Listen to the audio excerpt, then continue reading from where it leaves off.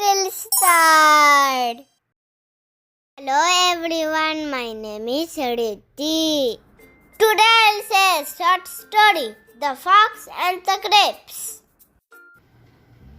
Hello everyone, my name is Riddhi Das. I am studying UKDF. Today I'll say a short story, The Fox and the Grapes. One afternoon, a fox was walking through the forest and spotted a bunch of grapes hanging from a leafy branch. That's the thing to quench my thirst, said the fox. Taking a few steps back, the fox jumped and just missed the hanging grapes. Again, the fox took a few paces back and tried to reach them, but still failed.